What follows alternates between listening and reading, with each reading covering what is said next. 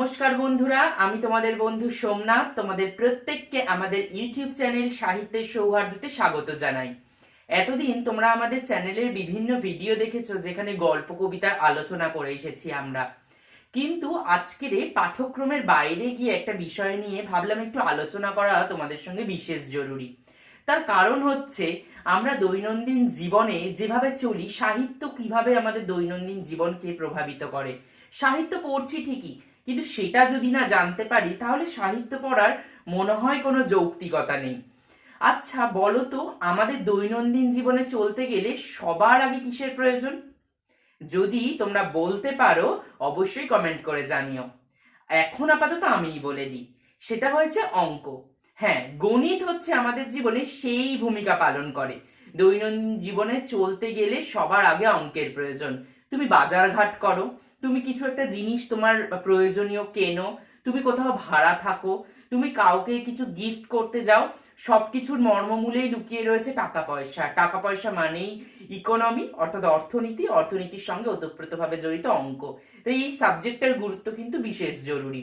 তাই দৈনন্দিন জীবনে তার সঙ্গে যেটার মূল ক্রিয়াকলাপ, আজকের আমার বিষয় বাংলা, সেটা কিভাবে সংযুক্ত সেটাই আজকের আলোচনা করব এই টিএলএমটার মাধ্যমে।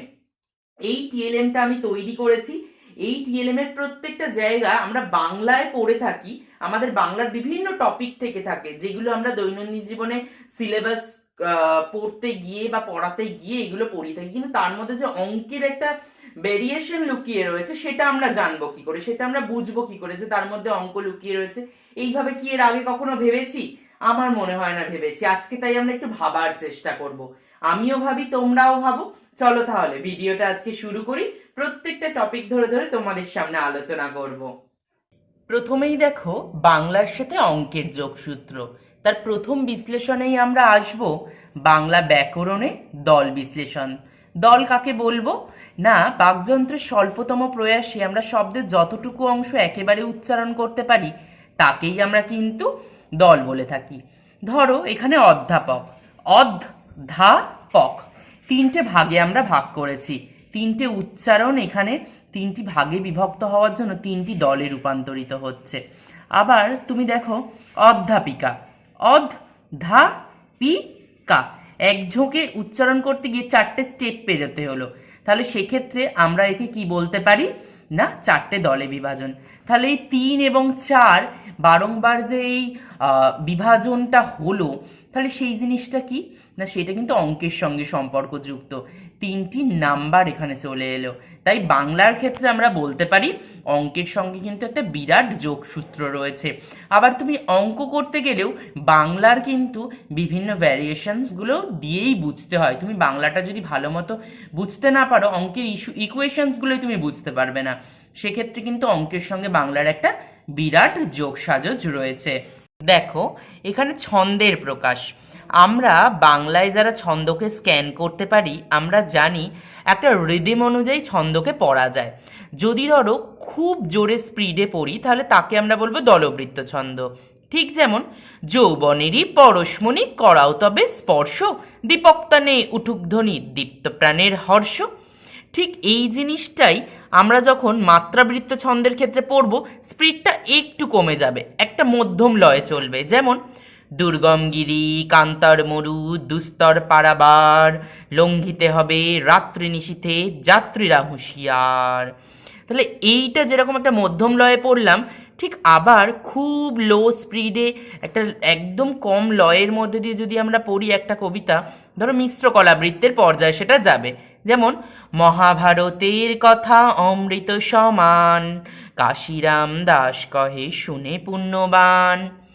এই যে লয়ের বিভাজনের নিরিখে কিন্তু আমরা এই লাইনগুলোকে বিভাজন করছি এবং স্ক্যানিং করছি। তার ক্ষেত্রে দেখো এই 4-4-4-2 বা 6-6-6-2 কিংবা 8-6, এই যে ভাগে বিভাজন করছি, এগুলো কিন্তু একটা অঙ্কেরই ভ্যারিয়েশন। আমরা অঙ্কের দ্বারাই কিন্তু একটা দল মারফত একটা ছন্দকে, কোন ছন্দে যাচ্ছে কবিতাটা, সেটা কিন্তু সহজে অ্যানালিসিস করতে পারছি। তাই সেক্ষেত্রে এই বাংলার ছন্দ বিভাজন কিন্তু অঙ্কেরই শরণাপন্ন হতে হচ্ছে, তার সাহায্য ব্যতীত সম্ভব হচ্ছে না। তাই বাংলার সঙ্গে কিন্তু আবারও অঙ্কের আমরা আরও আরেকটা যোগসূত্র কিন্তু খুঁজে পেলাম। এবার ধরো চলে এলাম পূরণবাচক সংখ্যা। এখানে প্রথম, দ্বিতীয়, তৃতীয়, চতুর্থ, পঞ্চম এইভাবে যে আমরা লেখাগুলো বাংলায় লিখি, সেগুলোকে খুব শর্টে লেখার জন্য 1 ম, 2 অন্ত্যেস্তীয়, 3 অন্ত্যেস্তীয়, 4 থয়রে, 5 ম এইরকমভাবে কিন্তু শর্টে লিখি। তাহলে এই 1, 2, 3, 4 এইগুলো তো অঙ্কেরই সংখ্যা। তাহলে অঙ্কের সংখ্যাটা যখন আমরা এখানে প্রেজেন্ট করছি, সেক্ষেত্রে কিন্তু আমরা খুব সহজেই অত সময় সাপেক্ষ না ভেবেই জিনিসটাকে সহজে বুঝিয়ে দিতে পারছি। তাহলে সেক্ষেত্রে কিন্তু আমরা পূরণবাচক সংখ্যার সাহায্যে আমরা বাংলাকে অতি সহজলভ্য করে তুলতে পারছি। তাহলে দেখো বাংলার ক্ষেত্রেও কিন্তু সেই অঙ্কের ভ্যারিয়েশন এসে সংযুক্ত হচ্ছে। আবার যখন অঙ্ক করতে যাই, আমরা সচেতন স্টুডেন্ট মাত্রই জানবো, আমরা লিখি না প্রথমত, দ্বিতীয়ত, তৃতীয়ত, এইগুলো দেখো বাংলা কথা, কিন্তু অঙ্কের ক্ষেত্রে ব্যবহার করতে হচ্ছে। তাহলে অঙ্কের সঙ্গে কিন্তু বাংলার আবারও একটা সংযোগ আমরা লক্ষ্য করছি। এবার এসো সন্ধিতে। দেখো সন্ধির ক্ষেত্রে আমরা রবি যোগ ইন্দ্র, রবীন্দ্র।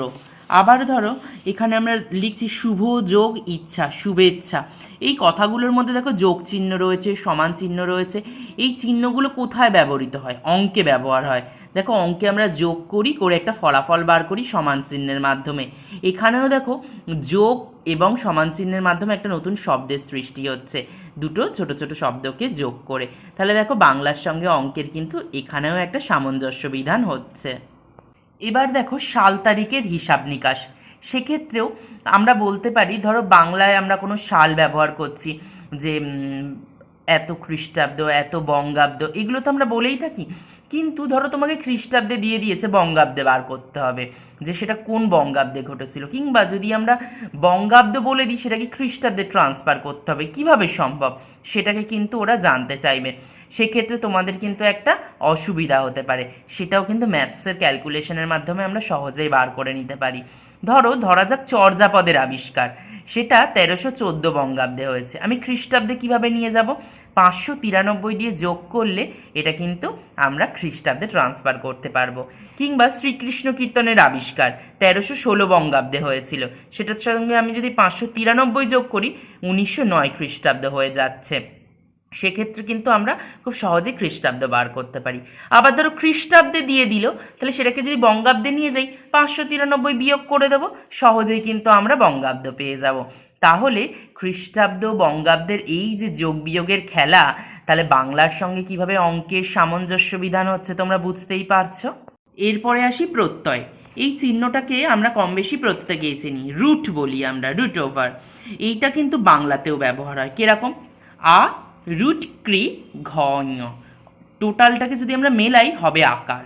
এই রুটটা এখানে কিসের ইঙ্গিত করছে জানো? ধাতু রূপের ইঙ্গিত করছে। বাংলা ব্যাকরণে প্রত্যয়ের সঙ্গে যখন আমরা ধাতু যোগ করে কোনো প্রত্যয় তৈরি করি, সেটাকে কৃৎ প্রত্যয় বলি। আর নাম যোগ করে কোনো প্রত্যয় তৈরি করলে সেটাকে আমরা তদ্ধিত প্রত্যয় বলি। তাহলে দেখো সেই প্রত্যয়, বাংলা প্রত্যয়েও কিন্তু চলে আসছে একটা অঙ্কের সূত্রের বেড়াজাল, যার ফলে কিন্তু আমরা সহজেই সেটাকে অঙ্কের সঙ্গে বাংলার একটা যোগসূত্র হিসেবেও কিন্তু আমরা পরিচয় দিতে পারি। এবার চলে আসি ক্রিয়ারকাল। ক্রিয়ারকালে আমরা প্রত্যেকেই জানি অতীতকাল, বর্তমানকাল এবং একই সঙ্গে রয়েছে ভবিষ্যৎকাল। এই তিনটে কালের অস্তিত্ব আমরা কিভাবে প্রমাণ করব? আমরা যদি ভাবি যে এই সময় থেকে এই সময় পর্যন্ত একটা কাল, যেটা অতীতে কেটে গেছে, এই সময় থেকে এই সময়টা যেটা এখন কন্টিনিউ চলছে, বর্তমান এবং ভবিষ্যতে এটা হতে পারে, এই সম্ভাবনাময় জায়গায় ঘন্টা, মিনিট, সেকেন্ড প্রত্যেকটা জিনিসের মাধ্যমেই কিন্তু আমরা এই কালটাকে নির্দেশ করে থাকি। তাহলে সেই ঘন্টা, মিনিট, সেকেন্ডের যদি আমরা সেই কালটাকে নির্দেশ করতে যাই, তাহলে আমাদের সবার আগে কিসের প্রয়োজন? সবার আগে কিন্তু সেই অঙ্কের ক্যালকুলেশনই প্রয়োজন, যেখানে কত সময়, কত ঘন্টা, কত মিনিট আমরা কোথায় অতিবাহিত করছি, সেই জ্ঞানটুকু যদি আমাদের না থাকে, আমরা কিন্তু সময় জ্ঞানহীন হয়ে পড়ব। তাই সময় জ্ঞানহীন যদি আমরা হতে না চাই, তাহলে সেই অঙ্কেরই শরণাপন্ন হতে হচ্ছে ক্যালকুলেশনের জন্য। তাহলে সেক্ষেত্রে কিন্তু সেই কাল বিভাজন কিন্তু অঙ্কের সঙ্গে সম্পর্কিত হয়ে দাঁড়াচ্ছে। এবার চলে আসি বচনের ক্ষেত্রে। আমরা প্রত্যেকেই জানি বচন দুই প্রকার, এক বচন এবং বহু বচন। এক বচন মানে একটি জিনিসকে বোঝাবে, বহু বচন মানে অনেকগুলি জিনিসকে বোঝাবে। সেক্ষেত্রে আমরা দেখো সংখ্যাকেই নির্দেশ করছি যে একটি জিনিস, বা এখানে আমি যেমন 3টি জিনিস দিয়েছি, 3টে না দিয়ে 5টা 10টা 100টা যা খুশি থাকতে পারতো একের অধিক বোঝাতে, তাহলে সেখানেও কিন্তু দেখো সেই সংখ্যার মানটাই নির্ধারিত হচ্ছে। সেক্ষেত্রে কিন্তু বচন একটা সংখ্যার জায়গাকে কিন্তু খুব সুন্দরভাবে নির্দেশ করছে, অর্থাৎ ঘুরে ফিরে সেই আমরা কোথায় চলে এলাম, অঙ্কের কাছে। তাহলে অঙ্কের বেড়াজালে আমরা কিন্তু আবদ্ধ হয়ে গেলাম। এবার দেখো আসছি কাল পর্ব বা সময় পর্বের ক্ষেত্রে।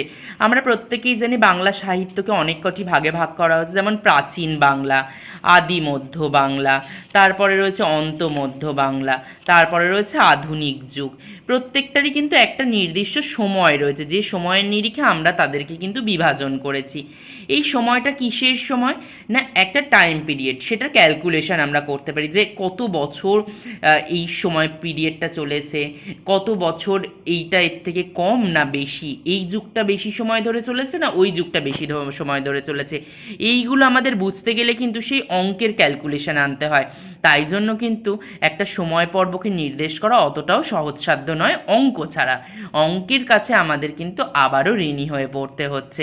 তাই বাংলার সঙ্গে অঙ্কের যোগসূত্র কিন্তু খুব ঘনিষ্ঠই বলা যায়। এবার দেখো গণিত জগতের বিশিষ্ট ব্যক্তিদের সঙ্গে বাংলায় সাহিত্য যোগ। যেমন আমরা এখানে বেছে নিয়েছি মেঘনাদ সাহা, সত্যেন্দ্রনাথ বসুর মতো মানুষদের, যারা অঙ্ক নিয়ে পড়াশোনা করেছেন, কিন্তু পরবর্তীতে আমরা দেখেছি সেই মানুষগুলো সাহিত্যধর্মী যে লেখাগুলি লিখেছেন সেই লেখার মধ্যে কিন্তু অনেক ক্ষেত্রেই অঙ্কের কথা চলে এসছে, গাণিতিক বিভিন্ন কথাবার্তা আলাপ আলোচনা কিন্তু চলে এসছে। তাই আমরা বাংলা পড়তে পড়তে অঙ্কেরও বিশেষ কিছু জ্ঞান সেই লেখার সঙ্গে সাযুজ্য বজায় রেখেই আমাদের সামনে উপস্থিত হয়েছে, যেটাকে আমরা খুব সুন্দরভাবেই আত্মস্থ করতে পেরেছি। যে কারণে বাংলার সঙ্গে অঙ্কের যে যোগসূত্র এইরকম সাহিত্যিকরা করতে পেরেছেন, সেটাও আমাদের কাছে অঙ্কের কাছে একে অপরের কাছে পরিপূরক হয়ে থাকার একটা দৃষ্টান্ত কিন্তু বলা যেতে পারে। সর্বশেষ যার কথা ছাড়া আমাদের সাহিত্য জগৎ অসম্পূর্ণ, সেই রবি ঠাকুরের কথায় আসা যাক। তার বক্তব্য, তার চিন্তাভাবনা দিয়েই আজকের আমরা আমাদের এই আলোচনা শেষ করব। রবীন্দ্রনাথ ঠাকুর জমিদারি দেখাশোনার কাছে যখন বাংলাদেশ গিয়েছিলেন, যে সময় মূলত তার ছোট গল্প রচনার সময় পর্ব, সেই সময় তিনি বাংলাদেশে গিয়ে মানুষের আর্থিক দুরবস্থা থেকে ব্যাংক প্রতিস্থাপনের একটা দৃষ্টান্ত দেখিয়েছিলেন। সেই ব্যাংকে কিভাবে টাকা পয়সা ফেলা যায়, সেখান থেকে কিভাবে টাকা সময় অসময়ে তোলা যায়, বা মানুষের অর্থের প্রয়োজনটা কতখানি সেই জিনিসটা বোঝানোর জন্য কিন্তু ব্যাংক প্রতিস্থাপনের একটা দৃষ্টান্ত দেখিয়েছেন।